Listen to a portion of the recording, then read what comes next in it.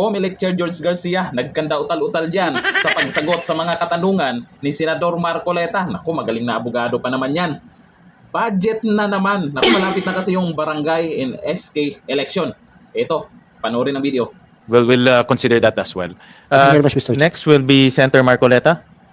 Yeah. Thank you, Mr. Chair.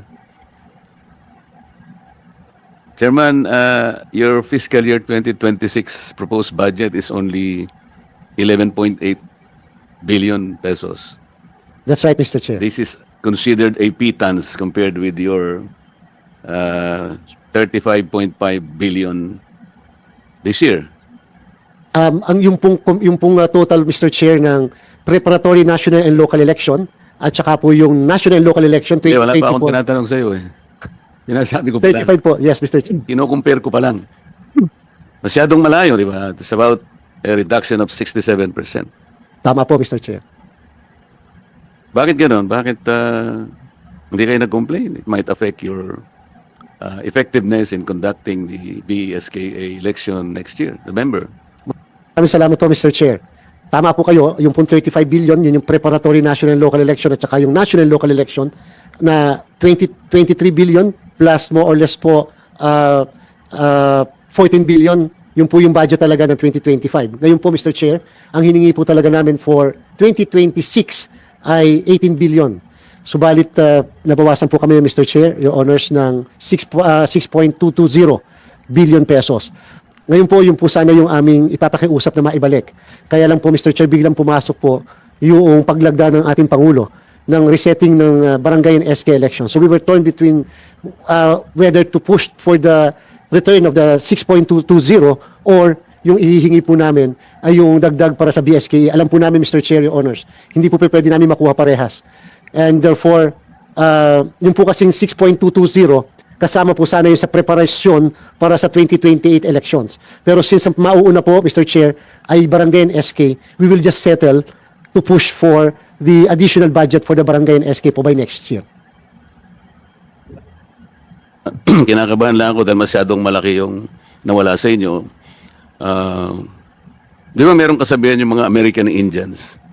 If you want to hit the target, you have to set your aim a little bit higher than the target. Eh, sana ginawa mo man lang 20 para kapag kahit na ibaba yun, edi naging 18 pa rin, di walang nabawa sa'yo. Yes po, Mr. Chair. Next time, ganun ang ganun. Kailangan maging para kang businessman, di ba?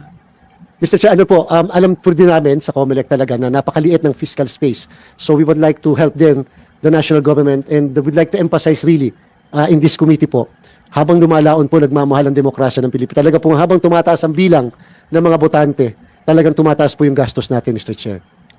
Oo nga. And then, Mr. Chair, dito sa regional distribution ninyo, napansin ko lang yung SOC Sergeant, 241.8 million in 2024. Then it dropped to only 89.7 million in 2025. The smallest share nationwide. Pero 2026, bigla na naman siyang lumundag sa 264 million. So from being the lowest, bakit pa ganun-ganun? What is the criteria in justifying this very, very erratic calculations? Maraming salamat po, Mr. Chair. Usually po based sa number of registered voters. Number 2 po based po doon sa staff contingent. Yan po naka-reflect po na amount na yan ay more on the operation side ng commission. Like for example, Mr. Chair, ilan po yung aming election officer, ilan po yung aming election assistant, ilan po yung mga yung pong gastos like for example bayad sa kuryente, supplies, etc. So yan po yun, Mr. Chair. And usually po, hindi pa napifilapan yung ibang positions na nagre-retire kasi po nag-freeze po muna kami ng aming pong hiring dahil sa election but we will resume. So yun po yung kalimitan nagbabago dahil po doon sa pagbabago rin sa operation side, Mr. Chair. If I may, samantalahin ko po, Mr. Chair, yung pagkakataon na to na supposedly po ang aming pong dapat na proportion, one election assistant per 25,000 voters. Kaya lang po, Mr. Chair, sa kasalukuyan, nangihingi po kami ng dagdag sana na 800 election assistants nationwide sapagkat meron na po kami katulad sa Rizal. Almost 300,000 ang botante sa Antipolo at sa Taytay. Mr. Chair, dalawa lang din ang election assistance namin. So, yun po, mas malaki ng konti ang magiging budget kasi dahil sa population, pero hindi po kami makapag-hire kasi wala pong creation ng opisina. So, yun po yung kadahilanan, Mr. Chair, ng mga pagbabago ng amount. Thank you for that answer. Last question, Mr. Chair. In the last election, Mr. Chair, I was consistently number 22 in the surveys. Kahit anong survey. SWS, Pulse Asia, kung ano-ano pa. Minsan 32 pa nga eh. Katapos nung malapit-lapit na may naawa yata sa akin, bigla akong miraculously napunta sa 12. But that was short-lived. After 3 days, napunta na naman ako sa 22.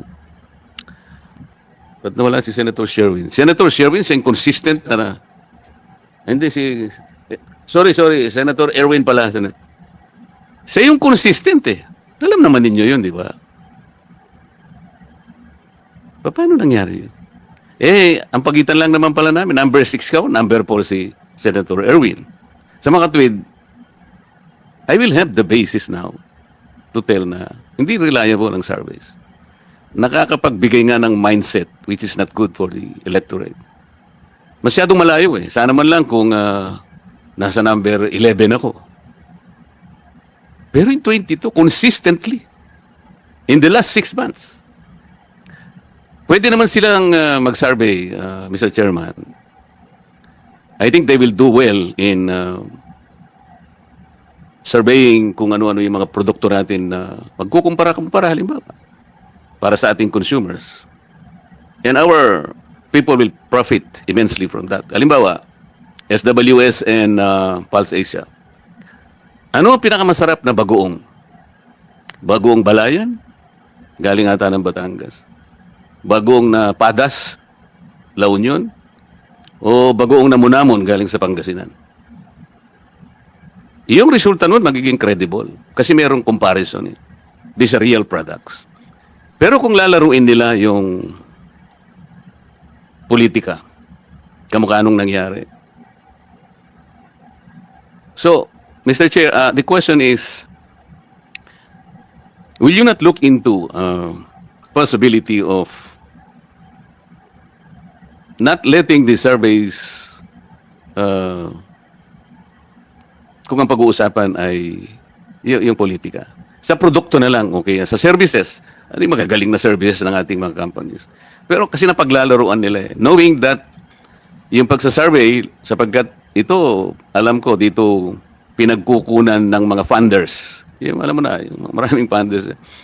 Right or wrong, they will have to base their judgment kung sino yung gusto nilang tulungan financially.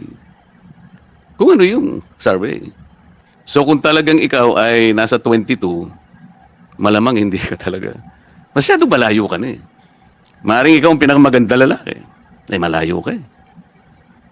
Nawawala ngayon yung mindset nandun eh. I think it's high time for the COMELEC to look into this. What do you say, Mr. Yes, Mr. Chair, Your Honors.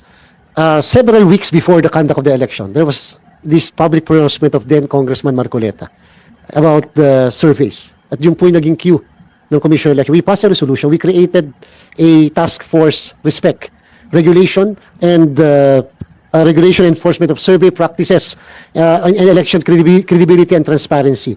Kinala po namin ang lahat ng mga survey firms. We passed a resolution at sinabi namin we will regulate them. We will not interfere sa kung sino ang mag-komisyon, kung magkano ang komisyon, etc. But they will have to submit to COMELEC yung lahat ng reports. Alam niyo po, Mr. Chair, naging napaka-successful po yung kahit ilang linggo lang na-establish before the election because practically everybody sa SWS, Okta Research, and such other survey firms nag-participate po. At ang sabi nila, tama rin na nandito meron tayong ganito. Because madami rin po kasing nalaman din namin, marami pala po na gumagamit ng pangalan nila in provinces. For example, po SWS, hindi po pala kanila yon. Pero SWS po ang ginagamit. So sabi namin, bakit hindi nyo mapahinto o maireklamo? Kasi po sabi po nila, wala rin kaming lalapitan. At least ngayon, may COMELEC na pwede na lapitan. So sinimulan na po natin yung task force RESPEC. And we're hoping that for the conduct, especially of a major election like 2028, yan po, kaya po namin sila pinapunta lahat doon. Mr. Chair, sabi po namin, para ma-prevent yung pag-file ng case sa Supreme Court. Baka kasi sabihin na nagva-violate ang COMELEC ng freedom of speech because may decision na po before eh. Pero this time, wala pong pumunta sa Supreme Court to question our resolution to regulate them because we were able to explain that our purpose is for an equal opportunity for all the candidates. We do not want to interfere doon sa kung sinong magkanong bayad, etc. Bahala sila. But they will have to reveal to us sino ang nag-commission yan, ano ang parameters nyo, ano ang scientific methodologies na ginamit nyo, at sino at saan nyo kinuha yung mga respondents without revealing at least po kung sino yung mga nasa likod. Sapagkat alam po namin, kasi meron talagang mga tumataya sa ganyan, parang marketing arm din, and so hindi po namin, pero ang kinakailangan yung nag-subscribe, ma-reveal po sa amin. Relevant information. It's the exercise of freedom of the press. So nasaan yung freedom? Kasi nagkakaroon ng mind setting, it's a tool. So walang freedom talaga eh. Minsan sinusundan kahit mali.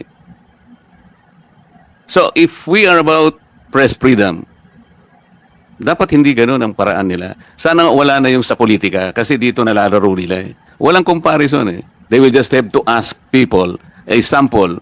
Ayoko namang puntahan yung kanilang scientific, sa palaging sinasabi, scientific, kahit sabihin mo kanyang 1,200, 2,500, or 3 million ang sample mo based on the universe, doesn't matter eh. Pareho din eh, sabi niya. But the question remains eh. Number 22 ako consistently. Pagkatapos naging number 6 ako. How can you explain that?